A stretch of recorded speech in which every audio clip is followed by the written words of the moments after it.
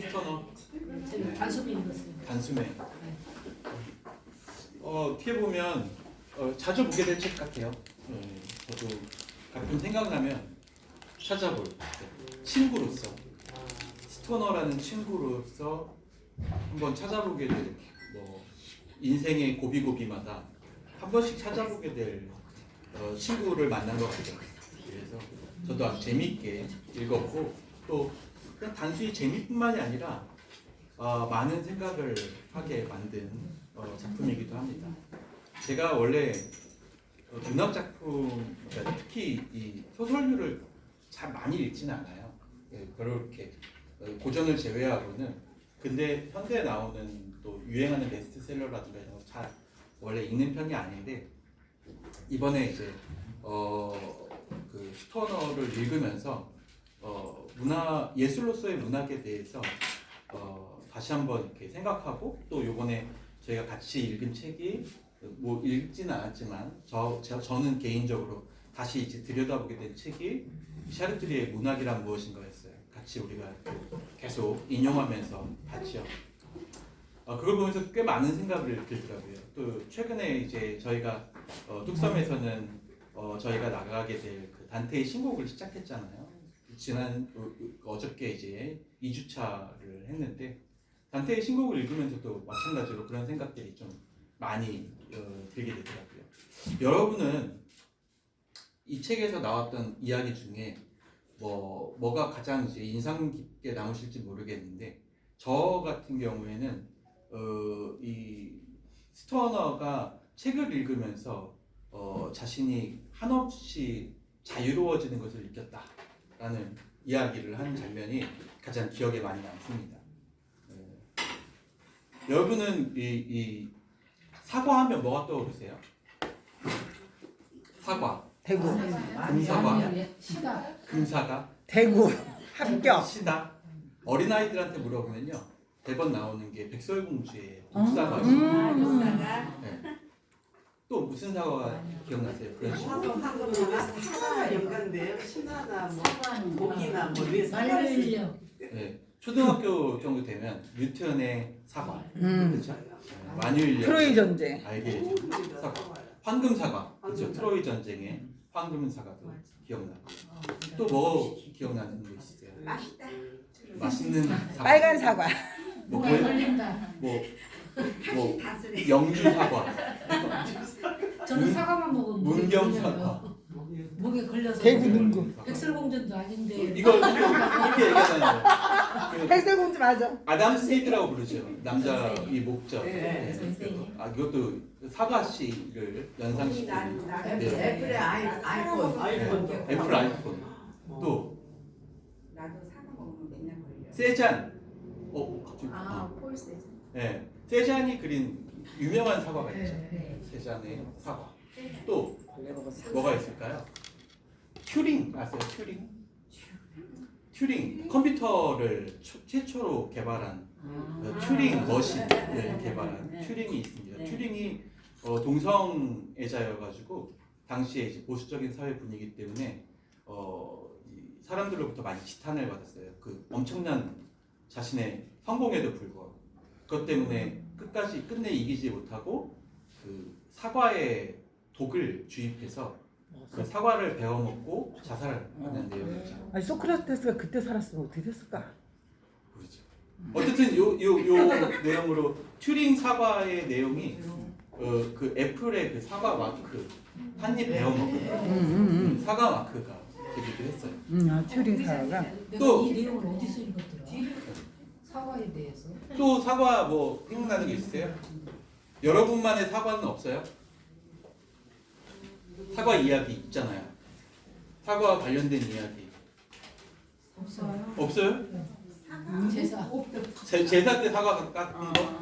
저는 있는데요. 저는 집에서 사과를 혼자 통째로 먹거든요. 근데 친구 집 갔는데 사과를 나눠주는 거예요. 이렇게 잘라서. 기분이 너무 이상해서 안 먹었어. 뭐 여러 가지가 있어요. 응. 뭐 저 같은 경우에도 최근에 있었던 경험이면 뭐 이런 거죠. 뭐 제가 이제 그 과일을 깎는데 그 장모님이 제가 과일 깎는 걸 보면서 어쩜 그렇게 과일을 잘 깎냐고 어, 사과를 이렇게 깎는데 네. 왜냐하면 저희 장모님은 사과를 굉장히 못 깎으시거든요. 그 집안이 다그 과일을 잘 못 깎아요. 예, 근데 저는 이게 얇게 끊기지도 않고 잘 까니까 끝까지. 예, 어떻게 이렇게 잘 까냐고 얘기해서 기억도 나고. 우리 아들도 나보다 훨씬 예쁘게 깎아요.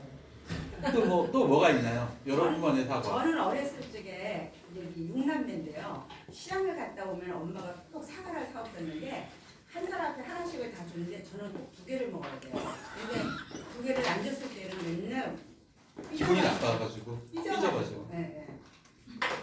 그때 막 이렇게 같은 사과를 얘기하더라도 이 사과를 통해서 연상할 수 있는 것들이 엄청 많아져요. 제가 만약에 지금 이 사과를 얘기했잖아요.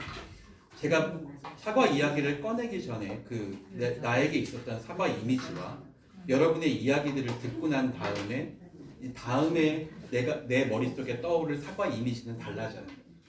여러분이 저에게 더 많은 이야기들을 들려주었기 때문이죠.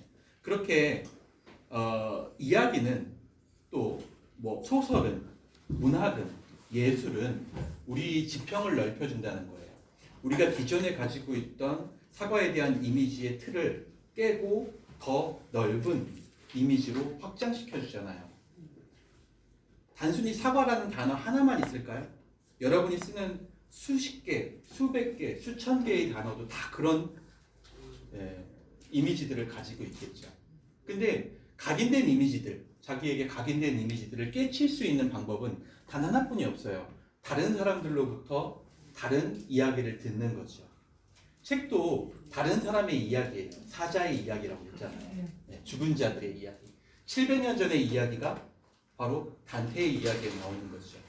그런 것처럼 항상 우리는 다른 책을 읽으면서 우리의 자유를 넓혀갈 수 있다.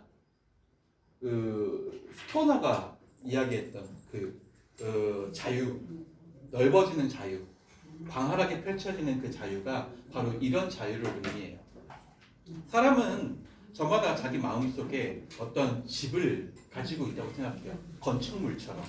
근데 그 집이 제각각이어서 그 집에 들어올 수 있는 사람이라든가 뭐 이미지라든가 경험이라든가 이런 것들이 한정되어 있죠. 그리고 어떤 사람이 내 집에 들어오려고 하는데 그 집이 들어오려고 하는 그 사람의 그 행색이 내 집에 별로 어울리지 않는다고 생각하면 과감히 밀어내는 사람들도 있어요. 맞아요. 네. 있어요. 여러분이 어떤 예술 작품을 봤을 때 그 예술 작품이 나한테는 별로 영감이 오지 않아. 많은 사람들은 다 공감한다고 하는데 나한테는 그렇게 크게 영감이 오지 않아 라고 생각하면서 한 번 보고 두 번 보려고 하지 않는 거야. 그렇게 되면 아까 얘기한 것처럼 내 집에 들어오기를 금지시켜버린 거죠. 네. 그런데 알고 보니까 그 사람이 주렁주렁 엄청나게 많은 선물을 가지고 들어오는 사람이었던 거야. 그래서 내가 그 사람을 내팽겨친 걸 나중에 후회하게 되는 거죠. 여러분도 그런 경험들이 많이 있으실 거예요. 예술은 어울리지 않는 손님일 수 있어요. 여러분한테 재미없는 책일 수도 있죠. 막 꾸벅꾸벅 이 책만 보면 졸게 돼. 저한테는 책은 재미없어요. 그 까라마조프가의 형제들이 항상 그런 책이에요. 항상 겨울에 항상 열게 되는 책이기도 한데 항상 끝까지 못 읽는 책이기도 해요. 그 정도로 저는 삼국지 예, 몇 번 시도하다가 그런 책들이 못 있어요. 봤어요. 근데 어떤 사람들은 그 책을 인생의 책으로 꼽기도 하거든요. 그렇죠? 삼국지. 네. 만약에 그 책이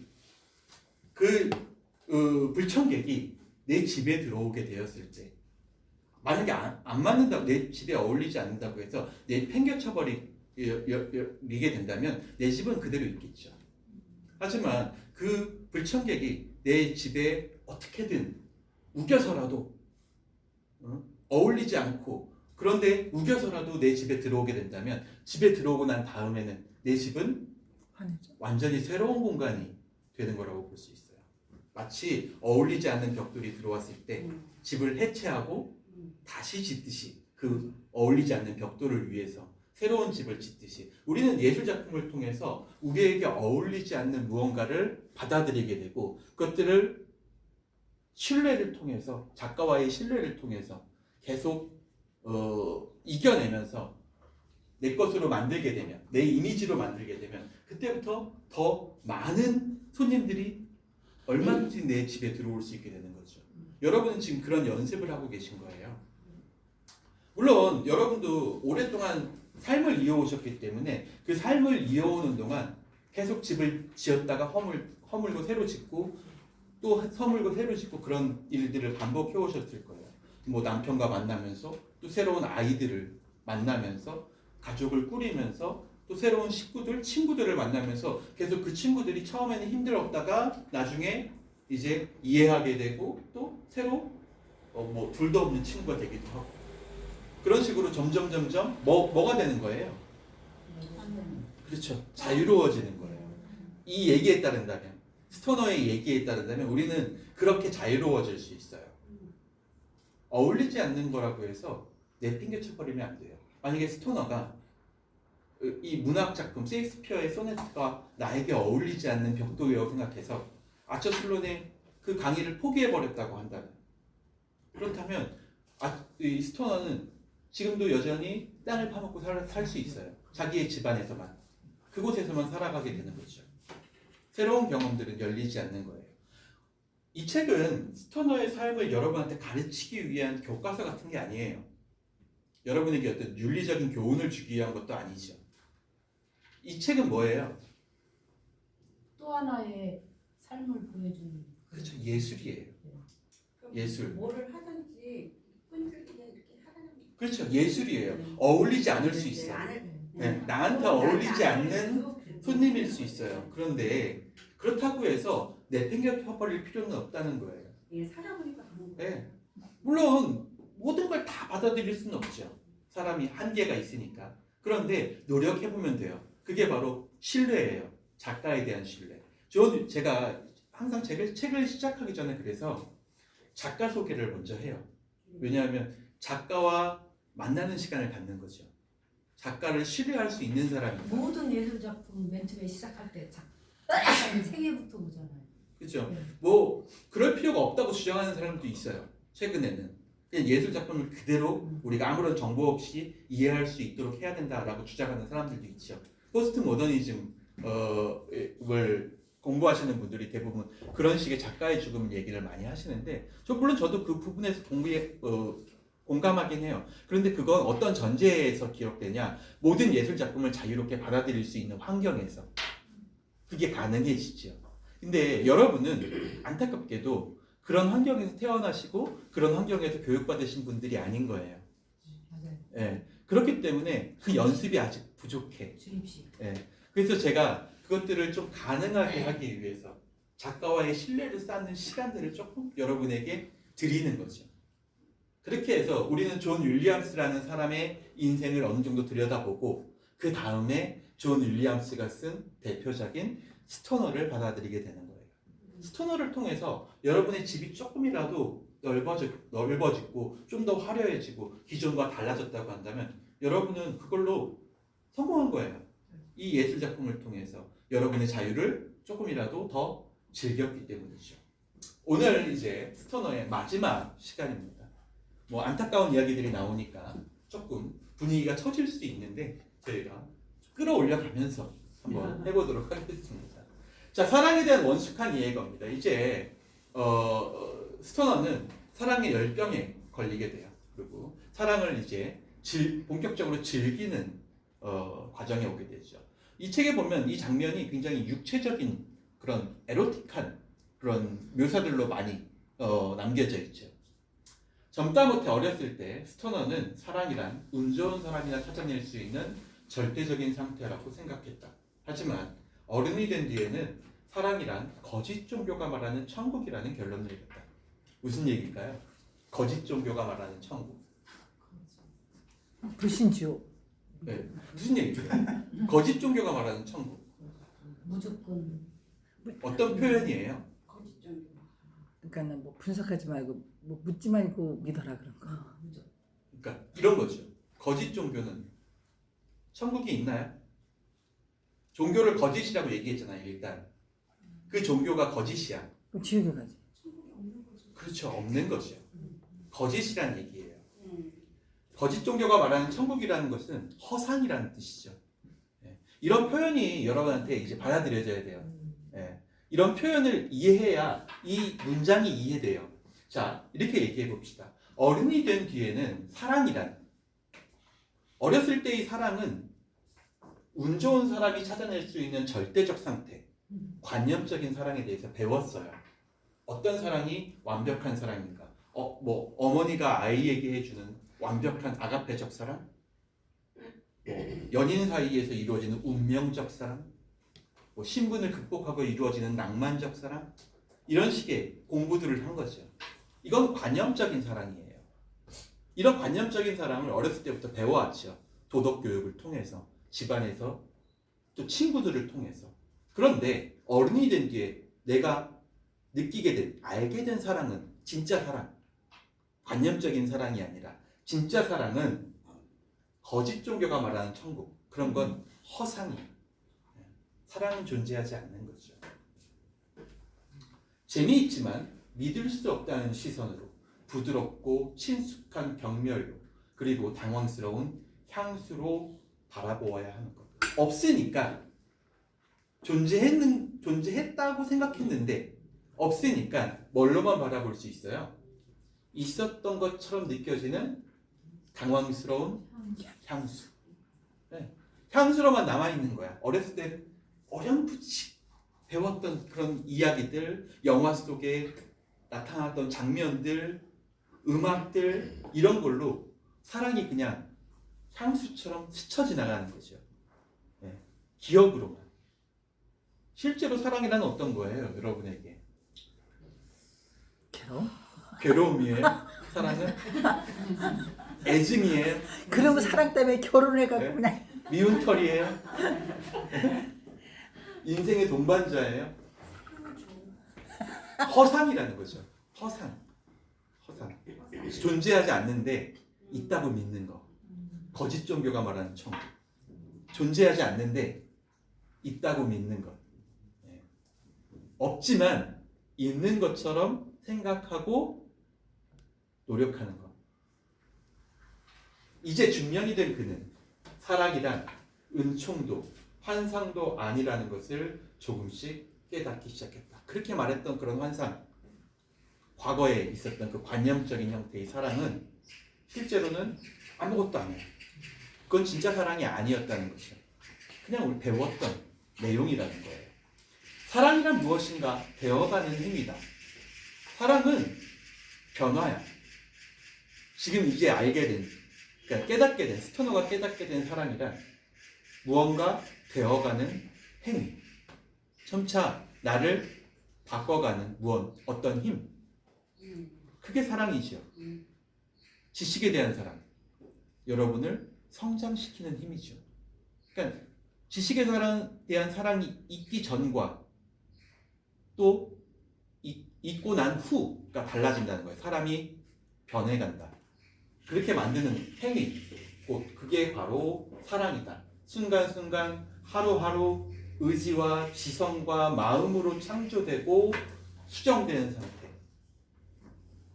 집을 지었다가 허물고 또 지었다가 허물고 지었다가 허물고 그렇게 의지와 지성과 마음으로 만들었다 부수는 것을 반복하는 그런 상태. 그게 사랑이에요. 여러분에게 사랑은 뭘까요? 남편한테 달라고 하는 거. 그것도 사랑의 한 부분이죠. 뭘 위해서잖아요. 그렇게 뭘 위해서야. 남편한테 사랑을 달라고 하는 행위도 뭘 위해서야. 사랑받기 위해서. 받기 위해서. 지금의 현재의 삶을 변화시키기 위해서죠. 네. 지금의 현재의 삶을 변화시키기 위한 동력이 뭐라는 거예요? 사랑이에요. 그런 의미에서 우리도 지금 그렇죠. 이게 바로 사랑이야. 거짓 종교가 말하는 천국같이 그런 낭만적인 형태의 관념적인 형태의 것이 아니라 사람이 어떻게 되는 거? 변해가는 거야. 변해가게 만드는 그 동력이 사랑. 어떻게 다른 말로 표현해보면 뭘까요? 삶에 대한 열정. 네, 그렇죠. 삶에 대한 열정. 삶에 대한 열정이 있어야 오늘도 살고 내일도 사는 거 아니에요. 열정이 없는 삶은 아까 우리 봤잖아요. 멍하니 그냥 하늘만 바라보고 있어. 오늘 죽어도 아무 상관없다 라고 생각하면서 멍하니 눈 내리는 그 사무실 바깥의 풍경만 바라보고 있는 스토너의 모습이 열정 없는 삶이었죠. 삶은 뭐야? 사랑은 바로 그 열정이에요. 삶에 대한 열정. 그것이 있기만 하면 우리는 우리의 마음속에 지어진 어떠한 집도 새롭게 무너뜨리고 다시 지을 수 있다는 거예요. 지금 스토너가 바로 그러고 있어. 기존의 이디스에 의해서 내 삶이 완전히 무너져 버렸다라고 생각하고 있었는데 이제 무언가 삶에 대한 열정이 똑 떨어졌어 나한테. 그리고 이제 다시 집을 짓고 싶다라는 생각이 솟아나기 시작하는 거죠. 바로 그거예요. 의지와 지성과 마음으로 창조되고 수정되는 상태. 삶의 열정이 솟아나는 것. 그게 바로 사랑이에요. 예전에는 연구실에서 은은히 빛나다가 사라져가는 풍경을 창문을 통해 멍한 시선으로 바라보며 그렇게 열정 없는 시간을 보냈지만 이제는 누구와 함께? 캐서린과 함께. 사실 캐서린이 중요하지 않아요.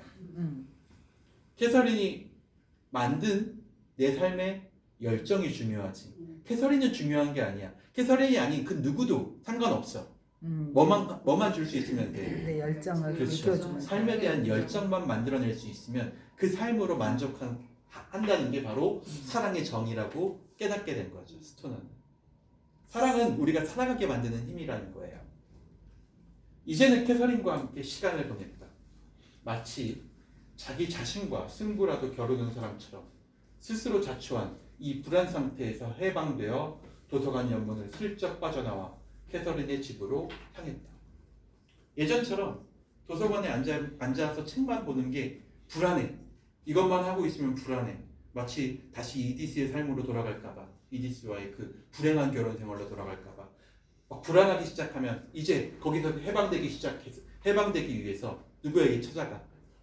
캐서린에게 찾아가게 되는 거죠. 캐서린에게만 가면 다시 과거의 그 열정이 살아나고 새로운 삶을 살고 싶다는 의지, 지성, 이 마음이 되살아난다는 거예요. 여러분의 삶에 그런 게 있나요? 없어요 지금. 없어요 지금. 나는 잠실 독서회가 있어요. 있으면 좋겠어요. 있으면 그걸 배우기 위해서 우리 스토너를 읽고 있다고 보면 열정이 되는 거죠. 없어져요. 나이 먹으면. 그렇죠. 없어져요. 스토너도 마찬가지죠. 네. 자, 한번 볼까요? 사랑과 삶. 어렸을 때 두 사람은 마음과 몸이 별개일 것이며 서로 적대적인 관계라고 배우며 자랐다. 이 둘은 열정적인 사랑을 나눠요. 육체적인 사랑을 나누죠. 캐서린과 이 스토너는 매번 공부하다가 같이 공부하다가 또 토론하다가 또 침대에서 뒹굴다가 또 일어나서 먹고 또 토론하고 또 공부하고. 어렸을 때는 두 사람은 마음과 몸이 별개일 것이며 적대적인 관계라고 배우며 자랐다. 그렇게 몸에만 열중하면 넌 정신적으로 성숙할 수 없어.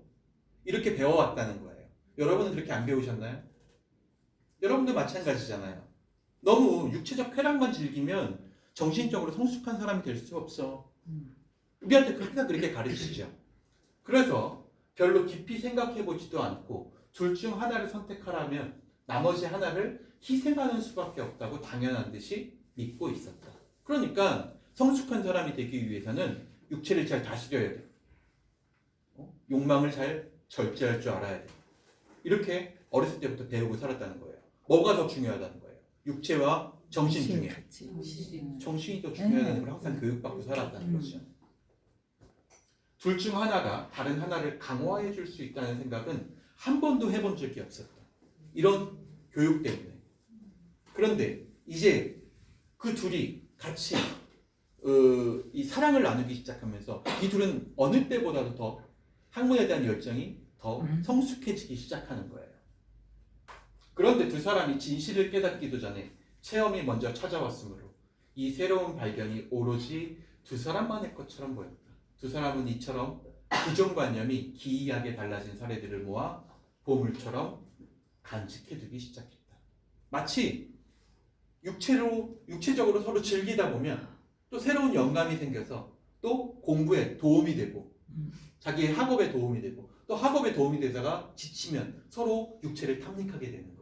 이 관계가 마치 시너지를 일으키듯이 아주 좋아. 자신의 몸을, 아주 자신의 삶을 새롭게 정의하기 시작하는 거죠. 아무리 영광이 오는 사람이 있을까? 쉽게 말해서 아까 제가 처음에 얘기 드렸던 것처럼 기존에 자기가 지었던 집을 허물고 새로 졌네. 새로운 집을 지은 거예요. 건축 정신으로만 이루어져 있던 집을 아주 소중하게 가꾸고 살았는데 이젠 정신과 육체가 모두 들어갈 수 있는 더 큰 집을 짓고 더 화려한 집을 짓고 그것을 통해서 더 많은 손님들을 받아들일 수 있게 된 거죠. 자기 집에. 이게 바로 사랑이 가져오는 삶에 대한 열정이에요. 살만 나겠다. 맞아, 그런 거죠. 그런 것들을 우리는 기다리면서 하는 거예요.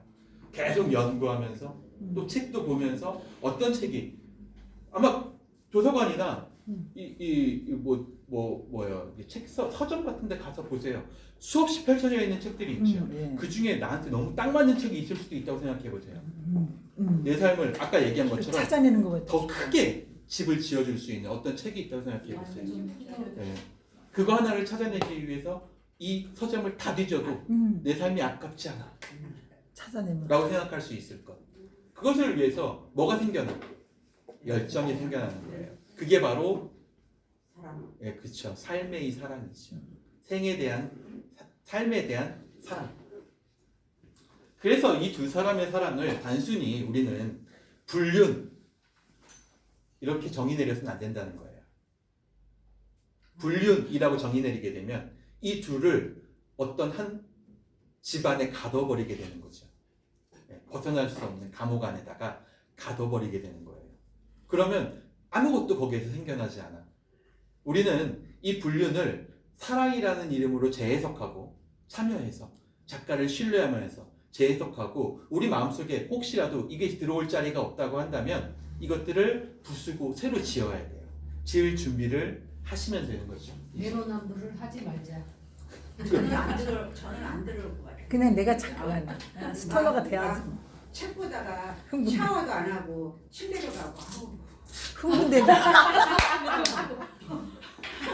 그런 사람은 너무 그렇게 연상을 하시지 왜 마시고 어떤 특정 장면을 계속 연상하지 마시고 씻는 장면을 예. 여기다가 기록을 안 했을 수도 있잖아. 연상하지 마시고 그런 건 연상하지 왜 이렇게 마시고 잘게 쪼개? 이 내용을 좀 그렇죠? 좀 보편적으로 모두 다 받아들일 수 있게 그렇게 가져오시면 됩니다. 불륜이라니까. 예술이에요. 그러니까 제가 그래서 계속 문학이란 무엇인가 예, 설명드렸잖아요. 예술이야. 근데 작가가 전달하려고 하는 건 어떤 산업이 아니에요. 그 특정 단어들이 아니에요. 어떤 특정 이미지가 아니지요. 여러분한테 전달해 주려고 하는 건. 작가는 성숙해져야 되는. 이때의 자신의 감정 상태를 우리한테 전달해 주고 싶은 거예요. 너네도 불하라는 거야. 부러운 자, 불해. 그럼 봅시다. 한번 이야기를 나가봅시다. 자, 이렇게 그 둘은 새로운 집을 짓기 시작해요. 자기들만의. 그리고 이런 기존 관념을 고수하는 세상으로부터 두 사람은 자신들을 분리시키는데 일조해요. 조금씩 기존의 사람들이 생각하던 생각으로부터 벗어날 수 있게 된 거죠.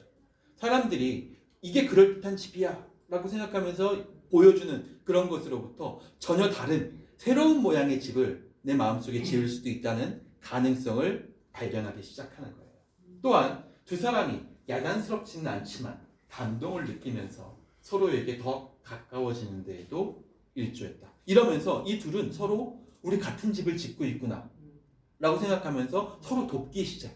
그 집을 짓기 위해서. 하루라도 빨리 지어내기 위해서. 그때는 이혼을 못하는 시대였어요? 할 수 있죠. 왜? 이혼이 언제든 할 수 있는 시기죠. 그 불이니까 저게 유지가 된 거 아니에요? 부부가 됐으면 저렇게 안 될 거예요. 50년대 이전이잖아 지금. 이제 뒤에 그런 얘기가 나오죠. 1950년 이전. 그 뒤에 나와요. 그거는 이제 내용으로 한번 보도록 합시다. 자, 어떤 기존 관념에 따르면 이른바 그의 50년. 불륜이 진행되면서 불륜 우리가 얘기하는 이 불륜이 진행되면서 이건 기존 관념이야. 기존 사람들이 가지고 있었던 생각으로는 이 둘의 관계가 그냥 불륜 이렇게 정의될 뿐이죠. 그러니까 그런 의미에서의 불륜이 진행되면서 가족과의 관계가 꾸준히 악화되어야죠. 일반적인 불륜은 가족을 파괴하는 행위니까. 하지만 실제로는 그렇지 않았다는 거예요. 오히려 꾸준히 나아지는 것처럼 보였다. 그가 영위하고 있는 이 두 개의 삶은 완전히 별개의 것처럼 떨어져 있었다. 바람 피니까 잘하는 거지 뭘. 바람 피면은 본부인한테 엄청 잘해. 잘한대도 왜.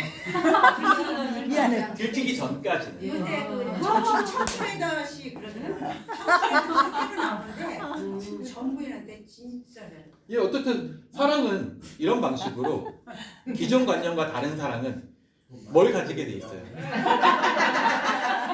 위기를 맞게 돼 있어요. 위기. 나는 아직까지 그때까지 그는 다른 사람들, 세상 사람들의 눈에 자신이 어떻게 비춰질지 생각해 본 적이 없었다. 그냥 그 둘이 같이 있으면 좋으니까 이 둘이 같이 있는 것만 가지고 그럼. 다른 사람들의 눈을 생각하지 않았다는 거예요. 요즘 제가 한번 말씀드렸나요? 그 김민희 씨하고 홍상수 씨 영원한 불륜이야. 그 할아버지 홍상수에 대한 이혼이 이루어지지 않으니까. 네. 그래서 영원한 불륜이야. 쟤도 공식적 불륜. 네. 그렇지. 네. 기존 관념에 따르면 그 둘은 불편한 관계여야죠. 김민희도 늙었어요 이제. 그 둘은 불편한 관계여야 돼. 네. 그런데 어때요? 행복하잖아. 너무 행복해. 그 둘은 별로 그렇게 상관하지 않아요. 그 둘은 새로운 집을 짓고 있는 네. 거예요. 기존 관념과 다른 다른. 새로운 집을 지을 수밖에 없어요. 왜냐하면 제도가 허락해주지 않으니까. 제도를 깨부술 수는 없잖아요. 제대 묶일 개인으로서. 필요가 없는 거야. 요새 많아요 그런 사람들이요 요새. 되게. 그래서 이 사람들은 어떤 결정을 내린 거야?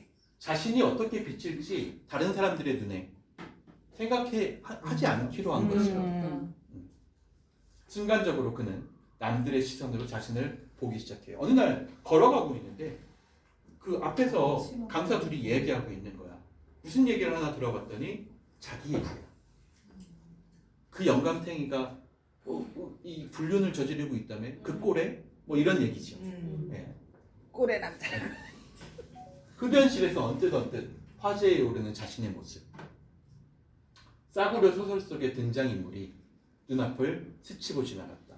그렇게 생각하고 나니까 타인의 눈으로 자기를 바라보고 나니까 자기와 캐서린의 그 멋진 집들이 마치 싸구려 소설 속에 등장하는 불륜 속에 등장하는 인물들처럼 보이더라는 거죠. 번쩍번쩍하게 차려입은 어리석은 광대 같은 그 모습에 세상 사람들은 불편함, 연민, 경멸을 느끼며 웃음을 터뜨릴 터였다. 그렇죠. 이게 기존 관념에서 바라보는 새로운 집의 모습이에요. 포스트 모더니즘이 처음 드러나기 시작했을 때 스위스에서 다다이즘이라는 게 나타났어요. 사람 다다라는 뜻 자체가 아무것도 아닌 뭐 이런 뜻이에요. 의미가 없어 그냥. 그래서 의미 없는 그림들을 그리기 시작한 거예요. 예술가들이. 전혀 예측도 안 되고 그냥 누가 봐도 뭔지 모르겠는 그림들을 막 그리기 시작한 거죠. 똑같이 생각하면 돼요. 새로운 집을 지으려고 노력하기 시작한 거예요. 그렇게 하니까 사람들 비웃죠. 야 이게 뭐야? 이런 거 다다이네 다다. 이거 애들이 그리는 그림, 낙서하는 그림 이런 것들이지 다다 이렇게 얘기했었으니까 당시에는. 그는 이 남자의 모습을 최대한 자세히 살펴보았다. 하지만 살펴보면 볼수록 그 남자의 모습이 낯설게 느껴졌다. 다시 말해서 그렇게 바람 피우는 모습, 다른 사람에 비친 자신의 모습이 진짜 자신의 모습과는 좀 낯설게 느껴지기 시작했다는 거죠. 그가 보고 있는 것은 자신의 모습이 아니었다. 어떤 모습이에요? 남들의 눈에 비친 자신, 기존 관념으로 해석된 자신의 모습이었죠. 진짜 자신의 모습이 아닌 거예요. 나는 이런 모습을 다른 사람들에게 보여주고 싶은데 다른 사람들은 그 모습을 보여주면 다른 해석을 내놓기 시작하는 거죠. 그것이 그 누구도 아니라는 사실을 그는 문득 깨달았다. 이건 나도 아니고 진짜 나도 아니고 가짜 나도 아니야. 그는 서서히 다가오는 도저히 피할 수 없는 파멸을 바라보듯이 자신의 책상만 빤히 내려다보았다. 자신이 하고 있는 이 사랑, 이 불륜이라는 게 기존 관념에서는 절대로 받아들여질 수 없는 것이다라는 걸 알고 있죠. 알고 있어요. 당연히 그러니까 이걸 사람들에게 보여주게 되었을 때는 떳떳하지 못하게 될 것이고 사람들이 자신을 광대처럼 보게 될 것이고 삼류 싸구려 소설에 나오는 바람핀 남자처럼 불륜을 저지른 이 남자와 여성으로 매도하게 될 거라는 사실을 알게 된 거죠. 그걸 스토너는 뭐라고 얘기했어요? 파멸. 뭐가 파멸하는 건가요? 그러면 인생이 파멸하나요? 인생이 파멸해요? 사회 질서. 사회 질서가 파멸해요? 이 둘 때문에 뭐가 파멸해요? 파멸하는 건 뭐예요? 자기의 도덕관념. 자기 자신. 내가 가지고 있던 도덕관념. 나를 변화시킨 삶에 대한 열정이 파멸하는 거죠. 그 끝 열정이 다 그렇죠. 소진되어 버리는 것을 의미하는 거죠. 그 파멸을 의미하는 거예요. 그럼 어떻게 돼요? 이제 이게 다시 열정 없는 삶이 되는 거죠. 다 쏟고 나서 바로 그런 게 이게 반복되는 게 뭐예요? 삶이야. 차 그래요. 근데 저런 이것도 굉장히 이분한테는 굉장히 좋은 경험이고 이런 거죠. 그렇죠. 다가오지 이런 경험을 다가오지 못하니까 불륜이라고 욕하는 거 아니야? 그렇죠. 결국에는 여러분에게 여러분의 삶을 돌이켜 보세요. 이 책을 보면 여러분의 삶을 돌이켜 보면 여러분의 삶에도 네, 열정이 불타던 시기들이 있어요. 네, 막 있어요. 화려하게 막 네. 뭐 끊임없이 내일 이 기대되는 그런 때가 있었어. 그런데 그게 계속 유지되나요? 늘 유지되다가 없었어요. 아니 없어요. 그러니까 뭔가 이렇게 어쨌든 삶을 대상이- 살아오셨잖아. 아니, 그래서 그랬다가 지금 꺼졌어요. 모든 면에서 그냥 최선을 다하자 그냥 그 자식 그걸로 살았지 열정적으로 사는 건 아니에요. 모르겠어요. 그걸 찾아보면 되죠. 그 열정적으로 살았던 부분, 그 가치를 재해석해 보면 돼요. 물론 그걸 이 열정적인 삶이라는 것을 그냥 정해놓고 기준을 정해놓고 모습을 거기에 맞춰서는 그런 건 없었어. 이렇게 얘기할 수도 있겠죠. 근데 자기 스스로가 자기 스스로가 이때는 참 좋았지. 그런데 그게 오래 가지는 않아. 또 사그라들고. 언니 학교 날도 공부 엄청 했잖아. 네, 그 열정이지. 맞아요. 아니 열심히 하지는 않아. 내가 아니 성격이 좋아서 사람들이 엄청 열심히 열정이야. 아니에요. 어쨌든 중요한 건 공부하는 시간이 엄청 짧았다는 사실. 네, 그게 어쨌든 열정이지. 제가 말씀드리는 건 이런 거예요. 판단은 남이 내리는 게 아니야. 지금 이 판단도 누가 내리고 있는 자기 거예요? 자신이 그렇죠. 자기 자신이 내리고 나는 있는 진짜 거죠. 열심히 하지 않았는데 성적이 나는 좋아. 맨날 밤낮으로 공부만 하는 줄 알잖아요. 저는 6시 넘으면 절대 책도 안 봐요. 나도 우리 아저씨 있을 때 책 안 보고. 어쨌든 여기서 이 책을 통해서 존 윌리엄스가 얘기하고 싶은 건 이런 거죠. 누구의 삶도 그게 만약에 남들 눈에 객관적인 눈에 실패한 삶이라고 이야기할지라도 예. 누구의 삶도 본인에게는. 불꽃이 없다는 삶이 없다는 거예요. 불꽃은 찾아와. 응. 그리고 그 불꽃이 사그라들었을 때 더 이상 그 불꽃, 탔던 불꽃을 우리가 향수로만 갖기 때문에 우리가 그것이 마치 없어졌던 것처럼 느낀다는 거죠. 굉장히 중요한 경험이야. 물론 어떻게 생각해보면 그럴 수도 있지만 뭐 짧게 생각해보면 지금 당장 생각해보면 그럴 수도 있는 거지만 좀 길게 생각해보세요. 그러면 내 인생에 있어서 이 그래프가 있어. 그리고 그 굴곡에는 열정이 있었던 삶과 그것들이 사그라들고 또 새로운 열정을 찾고 또 그것들이 사그라들고 또 새로운 열정을 찾고 그런 것들이 무수히 반복되는 인생이었다는 사실을 발견하게 되는 거죠. 그런 발견한 모습 형태를 이 스토너로 존 윌리엄스는 우리에게 보여주고 있는 거예요. 사랑과 불륜은 뭐 같은 의미라고 볼 수 있어요.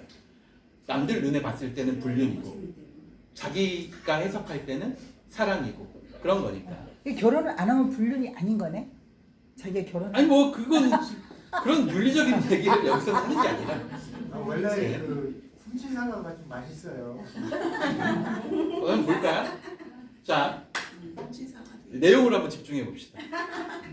아이고. 캐서린이 말했다. 이제 이야기가 진전되기 시작한 거예요. 어느 날 친구가 불러요. 자기를 불러서 얘기하죠. 야 이런 소문이 돈다더라. 너 얼마나 진행된 거야?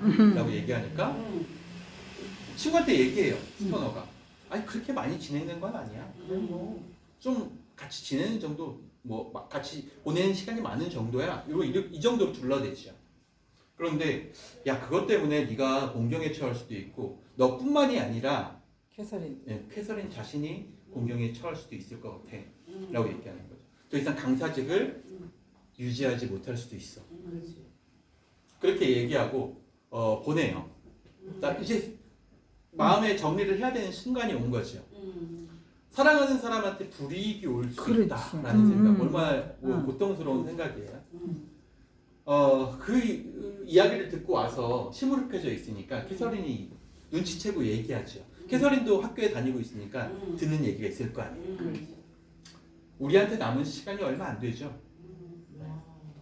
본인도 알고 있죠. 그러니까 그래요. 스토너가 조용히 말했다. 그러고 난 다음에 스토너가 둘이 이런 결심을 하고 이런 이야기를 해요. 서로 하는 대화의 내용이 굉장히 처량하다고도 볼 수 있는데 제가 한번 써봤어요. 만약 내가 모든 걸 던져버린다면, 스토너 얘기예요. 내가 교수직을 던져버린다면, 모든 것을 포기하고 그냥 당신과 떠나기로 한다면 당신은 나랑 함께 가주겠지. 그렇지 않소? 이렇게 물어보니까 캐서린이 그래요. 그녀가 말했다. 그러고 난 다음에 스토너가 이렇게 얘기해요. 하지만 내가 그렇게 하지 않으리라는 걸 당신은 알고 있겠지? 이렇게 물어봐요.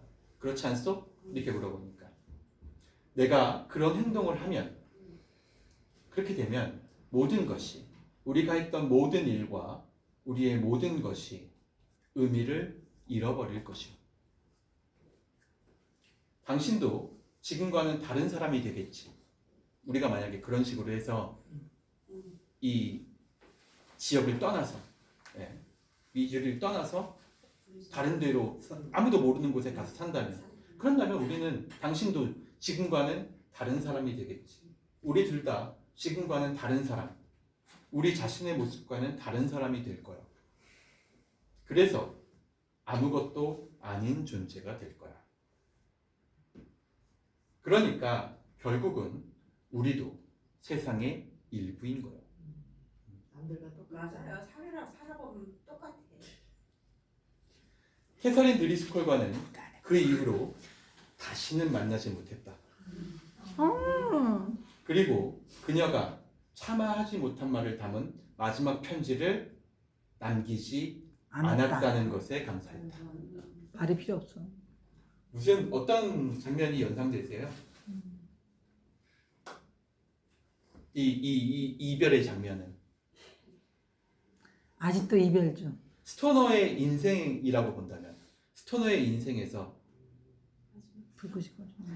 불꽃이 꺼지는 거, 그런 장면, 어두워지는 거, 갑자기 밝았다 핑크빛이었다가 갑자기 근데 그 어두워지는 핑크빛이 쭉 유지되는 거 아니에요? 더 크지 않고.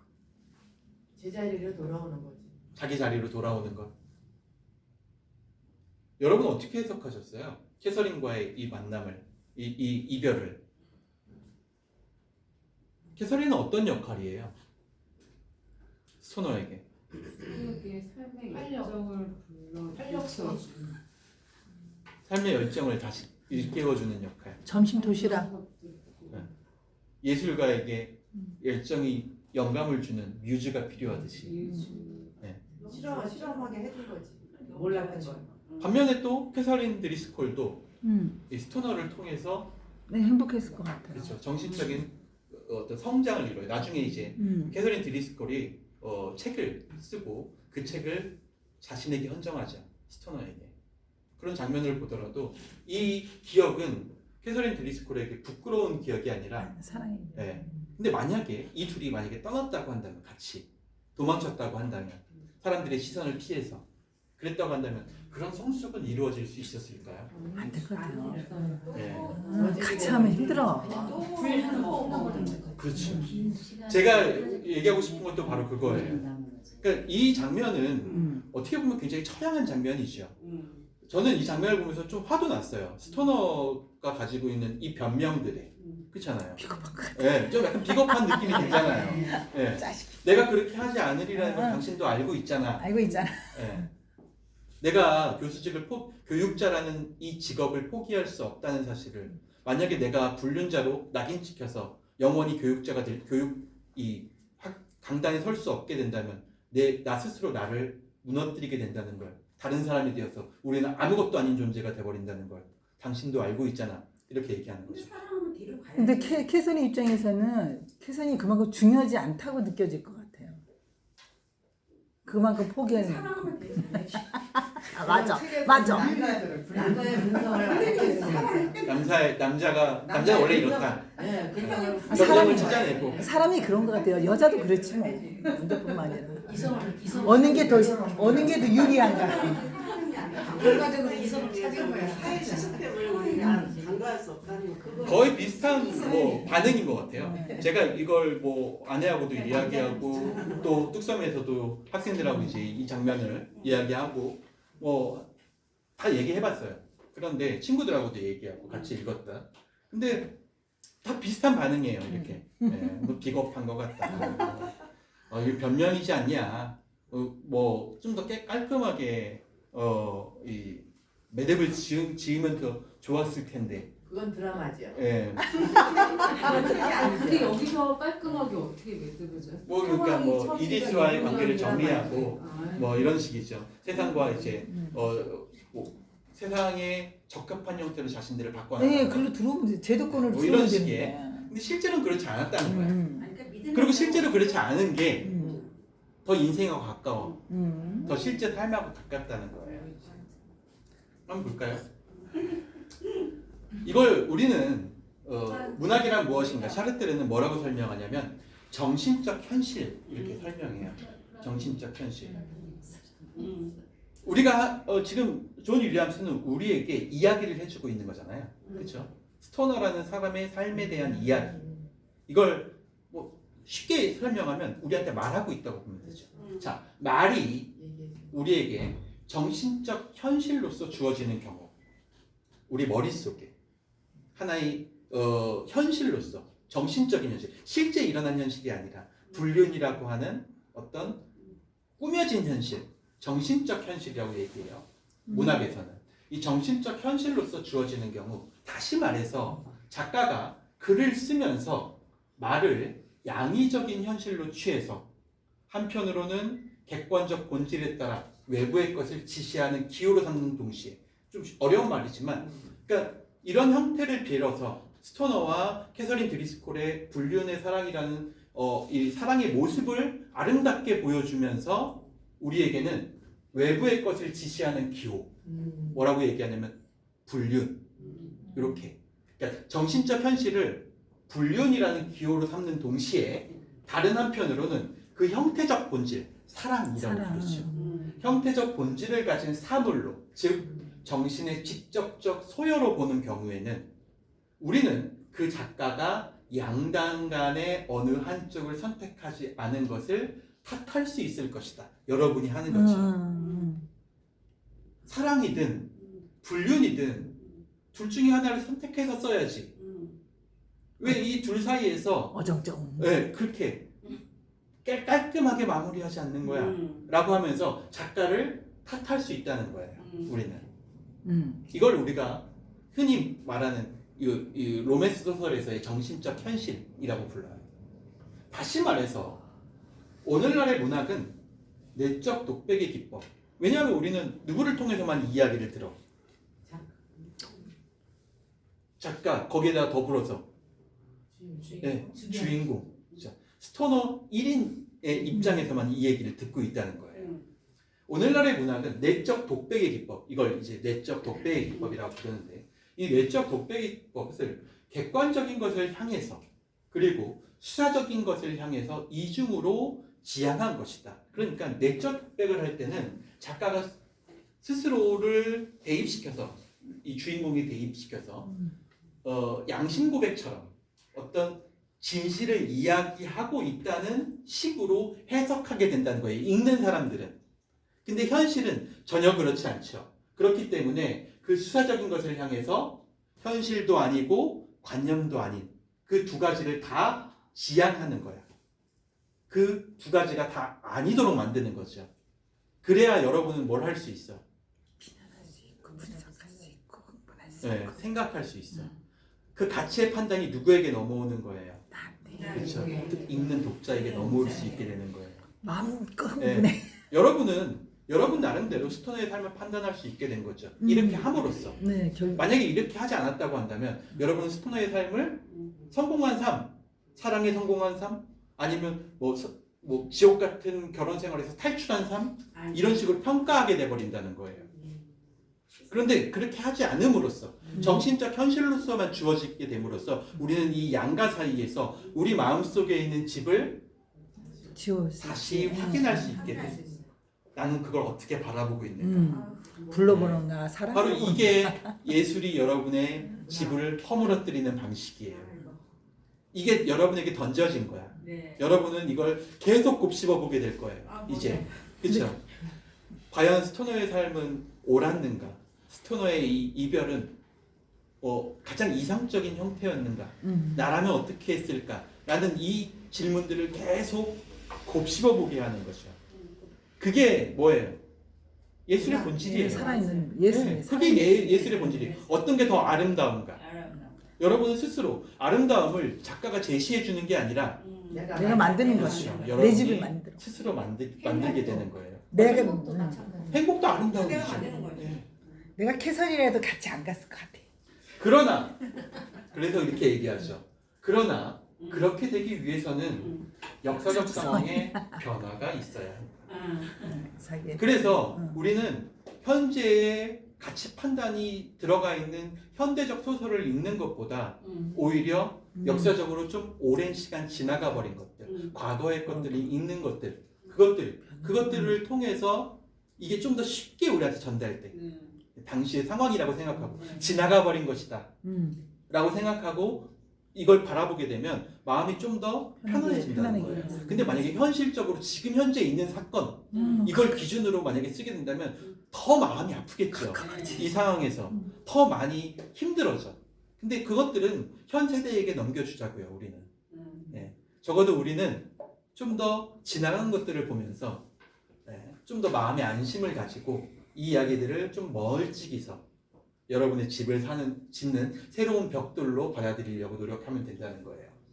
만일 의미화하려는 현실이 말인 경우에는, 그러니까 이야기, 그냥 현실이 아니야, 진짜가 아니라 이야기인 경우에는 그것을 다른 말로 제시해야 하는 것이다.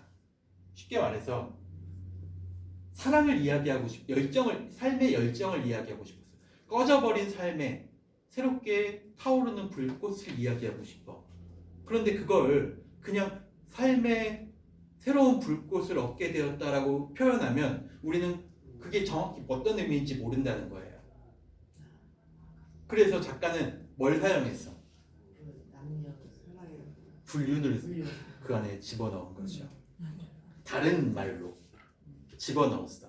그래서 그 불꽃이 아주 좋은 것일 수도 있는데 세상 사람들이 보기에는 불러보면 아주 싸구려인 것처럼 보일 수도 있다는 거예요. 더 감칠맛이 네. 나고. 그런데도 그런 것들은 우리 삶에 존재할 수 있는 거죠.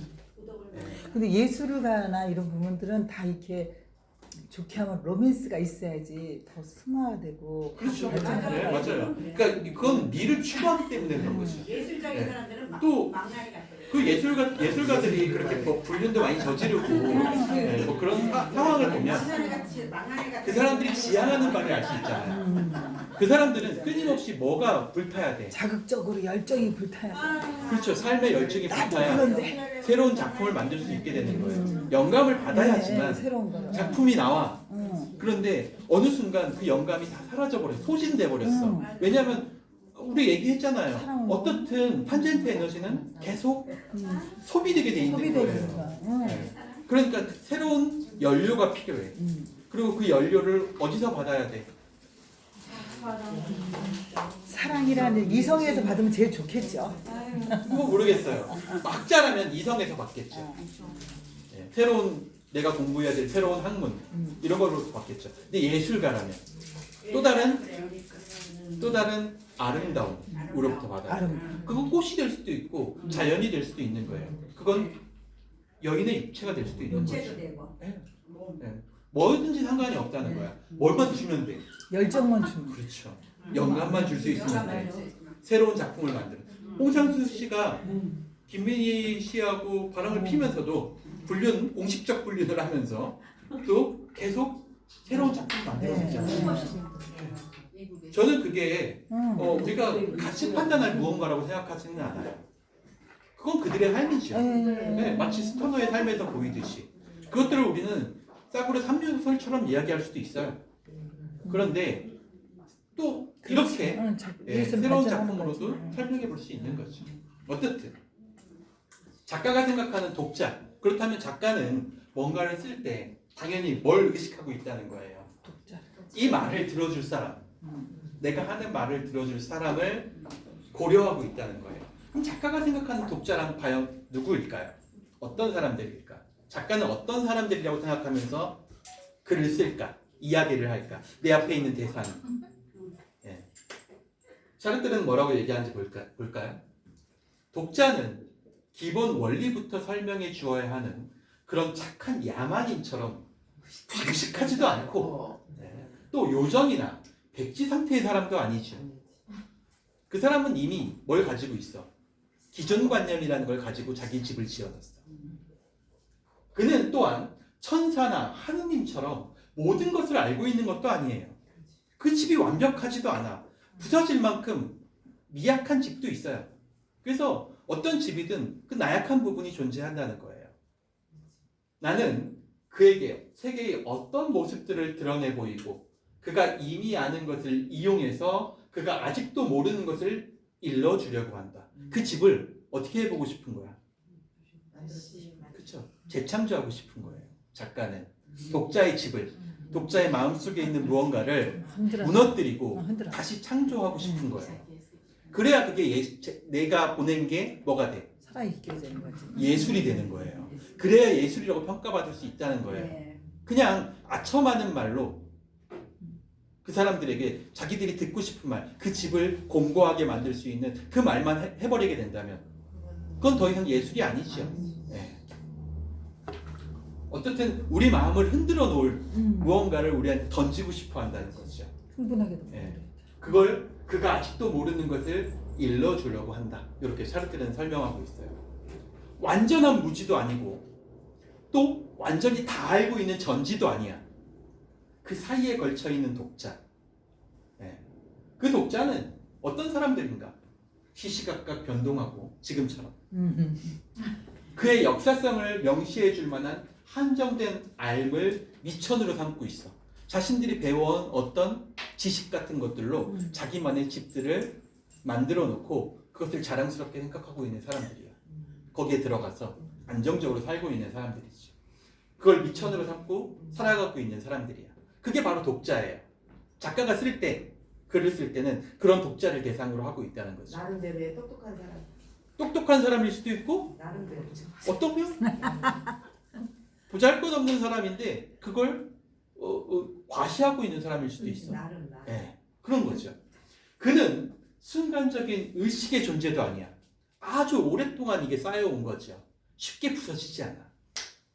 자유를 순수하게 그리고 초시간적으로 지니고 있는 존재도 아니죠. 시공을 초월해 있는 존재도 아니에요. 독자는. 그는 또한 역사의 상공을 날아다니는 것이 아니야. 역사하고 동떨어져 있는 존재도 아니죠. 그냥 어떤 존재야? 역사 속에 그냥 있는 참여하고 거야. 있는 그 현실 속의 존재지. 참여하고 있을까? 네. 그냥 있는 거지. 아니에요. 우리는 모두는 다 역사 속의 존재잖아요. 그 역사의 일부예요. 우리도. 그리고 그 역사의 일부로서 우리가 가지고 있는 가치관이라는 걸 가지고 있어요. 과연 만약에 제가 얼마 전에 이런 얘기를 했었어요. 그 아내가 이제 회사에서 항상 MZ 신입 사원들하고 이 트러블이 있어요. 그 인사 관련해서 일을 하니까 항상 그런 이야기들을 많이 듣는 거죠. 새로 나가는 사람과 새로 들어오는 사람들과의 그런 마찰 같은 것들이 있어요. 근데 MZ 얘기를 항상 해요. 그래서 MZ 세대들은 어떻다, MZ 세대들은 어떻다, 뭐 이런 얘기들을 하죠. 역사 속에 참여하고 있으니까 그런 고민을 하게 되는 거예요. 나중에 시대가 지나고 나면 자신도 뭐가 될 수 있어? 예, 자신도 마찬가지로 누군가에게는 MZ 세대로 비춰질 수 있다는 거죠. 네. 지금 우리가 MZ 세대를 보듯이 우리 X세대였지. 시간은 항상 지나가게 돼 있으니까. 요즘 사람들이 항상 이야기하잖아요. 의료 문제, 요즘 파업도 아직도 심각하기도 한데 의료 파업에서 가장 많이 듣는 얘기가 뭐예요, 여러분? 가장 많이 언급되는 거. 집단 얘기지. 의사가 모자른다고요? 모자라지는 않지. 모자라지 않았는데 피한성으로만 몰려서. 제일 많이 들었던 이야기, 제일 답답하면서도 제일 많이 들었던 이야기. 과학적 근거라는 말 아니에요? 과학적 근거. 과학적 근거를 제시하세요. 서로 제시하지 않잖아. 과학적 근거를 제시하세요. 근데 왜 이 과학적 근거라는 표현을 쓸까요? 과학적이라고 하면 사람들이 믿으니까. 왜 과학이라고 하면 믿어요? 수치 정확하다가 과학적이다. 근데 그게 의료의 본질이에요. 과학적인 게 이렇게 생각해 볼 수 있잖아요. 굳이 왜 과학적이라는 그냥 근거를 대라고 하면 되지. 왜 그 앞에 과학적 이런 표현을 썼을까? 서로 우기니까. 어떻게 보면 서로 우기니까. 지금 시대가 가지고 있는 가치관을 반영한 거예요. MZ 세대도 그걸 원해요. 네. 그걸 원해요. MZ 세대도 그걸 원하는 세대야. 그러니까 그걸 요구하고 국가도 그걸 통해서 MZ 세대, 새로운 세대의 입장을 설득하려고 하는 거야. 근데 서로 과학적 입장이라고 얘기하면서 실제로는 비과학적이야. 과학적인 얘기는 하나도 나오지 않고 있는 거죠. 왜 그럴까요? 과학적이지 못하니까. 본질이 아니라서 그래요. 과학적인 건 아무런 본질도 아니에요. 과학적이라는 말 자체가 본질이 아니에요. 말 없으니까. 예, 그렇죠. 할 말이 없어. 그러니까 이게 계속 맴도는 거죠. 의료의 본질은 과학이 아니에요. 문제가 되는 의료의 본질은 뭐예요? 의료인들이 더 인류애적인 정신을 가지고 뭐 사회에 봉사하듯이 뭐 이런 것들을 요구하는 거죠. 기존 관념은. 그리고 기존에 있었던 새로운 세대의 의료인들은 그런 걸 왜 우리한테 강요해? 그렇게 되는 거죠. 내 직업. 네. 너무 돈만. 난 직업으로서 내 직업. 의사를 선택한 것 뿐인데 예, 이렇게 생각하는 거고. 포크라테스 서로 선서. 맞지 않아요. 본질을 회피하기 위해서 둘 사이에 뭘 갖다 놓은 거야? 과학적이라는 애매모호한 표현을 갖다 놓고 서로 근거를 제시하지 않는 방패막으로 삼고 있는 거죠. 이 시대의 역사, 그러니까 우리가 역사 속에 살고 있기 때문에 이 역사 속에 살고 있는 우리들에게 주어진 현실, 과학적 근거, 뭐 이런 것들도 다 우리가 역사 속에 살고 있기 때문에 듣는 현실이에요. 이 작가가 얘기하는 이 독자, 그러니까 작가가 생각할 때 자기의 말을 들어줄 독자는 항상 어디에 있어? 역사 속에 있어요. 근데 작가는 이미 죽었잖아요. 사자와의 풍경이라고 했잖아요. 작가는 이미 죽었어요. 우리가 어떤 생각을 할지 몰라요. 자기 글을 읽을 사람들이 어떤 역사적 현실 속에 있을지 몰라. 그렇지. 네. 그러니까 그들은 백치도 아니고 그렇다고 전지전능한 신도 아니야. 그 둘 사이에 애매하게 있는 존재로 남겨져 있어야 돼. 그렇기 때문에 내가 보여줄 수 있는 현실은 항상 정신적 현실이어야 된다는 거예요. 실제 현실을 보여줘 버리면 구태의연하게 끝난 이야기를 하고 있는 사람처럼 느껴지게 된다는 거죠. 그게 바로 작가들이 가지고 있는 고민하는 부분이에요. 그래서 결론을 안 네, 내는구만. 그렇죠. 자기들은 분명하게 무언가를 결론 지어버리면 이 뻔한 스토리가 돼버리는 거예요. 그러니까 그렇게 하지 않는 선에서 적절하게 사람들이 이해하기도 하고 또 자기 나라 거기에 대상. 대해서 판단하기도 할 수 있는 어떤 요소들을 그 안에 배치하기 시작하는 거죠. 그게 바로 정신적 현실이라는 거예요. 캐서린 드리스콜을 작가로 만들고 또 그런 인격을 가진 존재로 묘사하는 건 철저하게 누가 만든 거예요?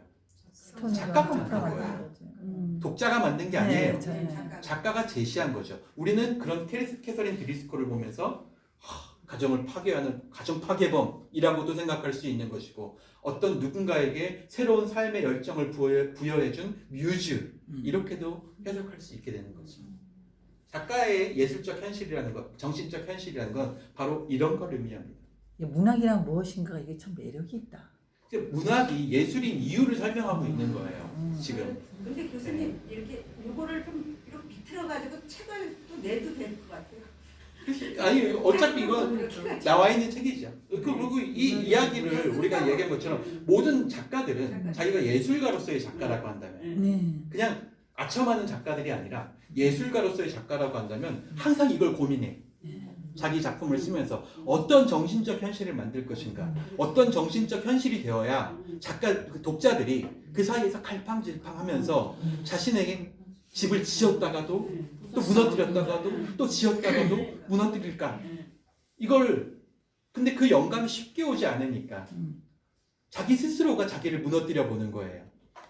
예술가들은 그래서 항상 자신을 무너뜨리고 또 새로 창조해보고 또 무너뜨리고 새로 창조해보고 그런 장면 그런 것들을 계속 하다 보니까 그 남들이 봤을 때 세상 사람들이 봤을 때는 그들의 삶이 방탕한 것처럼 느껴지기도 하는 것이죠. 예. 이건 뭐 왜 이런 삶을 살았지? 라고 하면서 본받으면 안 될 사람처럼도 느껴지게 돼요. 근데 그렇게 하면 할수록 그 사람은 시대를 넘어서서 우리에게 항상 영감을 줄 수 있는 어떤 정신적 현실을 제시하는 작가가 되는 거죠. 피카소의 작품이 시간이 지나서도 우리에게 여전히 영감을 주는 이유도 바로 그런 거예요. 그게 좋은 작품이야. 좋은 예술이고 교훈을 주는 작품이 우리에게 좋은 예술이라고 보는 게 아니에요. 그러면 좋은 교과서겠죠. 예술은 항상 우리 마음속에 뭔가 파장을 일으켜야 돼. 그래서 계속 고민하게 만들어야 돼요. 그리고 또 새롭게 책을 찾도록 만드는 그런 열정을 부여해 줄 수 있어야 돼.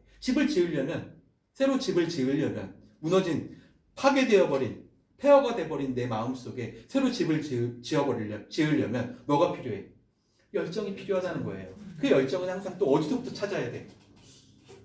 이 새로운 정신적 현실로부터 찾아야 돼요. 그걸 위해서 우리는 또 다른 독서를 하는 거예요.